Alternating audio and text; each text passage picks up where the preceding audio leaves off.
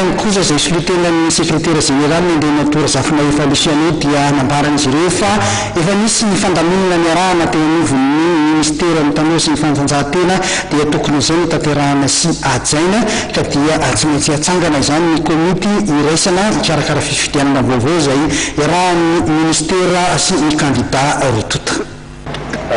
Zay moa zany gaga ihany maheno an'izany vaovao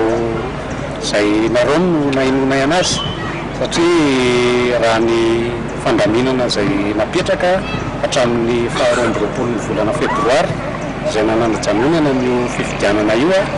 dia misy an'izay taratasy navoakan'ny ministeran'ny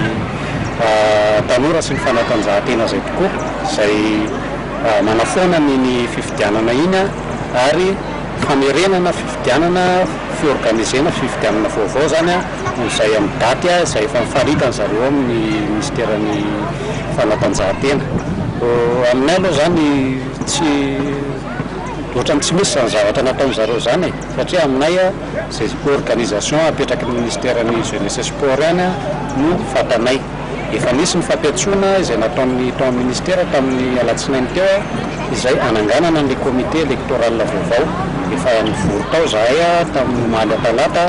dia efa nomena hoe solotena anankiroa avy isaky ny candidat no andrafitra n'io comité io miaraka amin'zareo avy ao ministeran'ny fanatanjahantena. Efa napetraka ihany koa ny daty izay voafaritry ny ao anatin'ny statuan'ny AJOIMI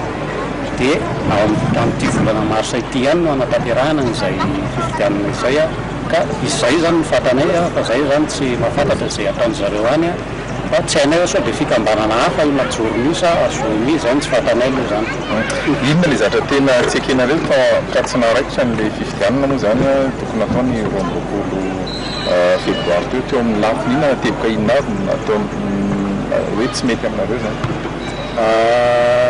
Tsy hoe tsy mety aminay fa ny tsy fanarahan-dalàna izay nataon'zareo zany no tena kianinay tamin'io ary napetraka anay teo anivon'ny ministeran'ny fanatanjahantena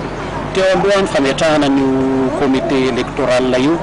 izay tsy mifanaraka amin'ny fenitra fametrahana fifidianana. Eo ihany koa ny fanaovana ny liste électoral izay raha ny tokony izy solotenan'ny ministera no hifidy any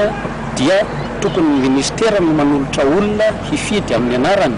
fa tsy hoe ny ao amin'ny AJOIMI no mandeha misafidy olona ny anaty ministera any izay tiatinika hoe hifidy anazy dia zay no nataony tao anatin'io lista io ary mandrapahatonga n'io daty izay napetraka zareo hoe 22 febroary saika anaovana fifidianana io tsisy nahafantatra mihitsiny ny olona any ministera hoe iza marina moa no mifidy ao anatin'io fifidianana izay ho atao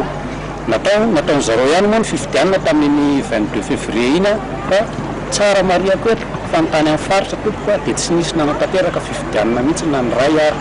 fa zareo tao amin'ny parti miaraka amin'ny andanina sy ny comité électoral ny organisé élection teto Antananarivo dia aminay zany iny efa tsisy tsony iny satria efa nisy an'iny note izay navoakan'ny ministera iny izy moa miteny hoe tsy tokony hitsabatsabahan'ny ministera io fifidianana io no mahagaga anay satria mpiasam-panjakana ngeno milalao anatin'io AJOIMI io ireo olona ireo rehefa ndeha anao kilalao miaraka amin'ny AJOIMI tsy hoe miala amin'ny congé fa autorisation avy any amin'ny ministera tsirairay avy no ahafahan'ireo mpiasam-panjakana ireo miala ao am-piasana anao kilalao anatin'ny AJOIMI. Ankoatran'izay ihany koa ministeran'ny tontolo iaina amin'ny ministeran'ny fanatanjahantena no miahy an'io AJOIMI io rehefa atao ny match amin'ny AJOIMI io dia ministera mihitsiny no manao commissaire match dia mahagaga anazy areo amin'izao fotoana zao hoe tsisy ilana ny ministeran'ny fanatanjahantena ny fikarakarana ny fifidianana nefa tao anatin'ny fandehan'io AJOIMI io miantso ny ministeran'ny fanatanjahantena izy rehefa atao le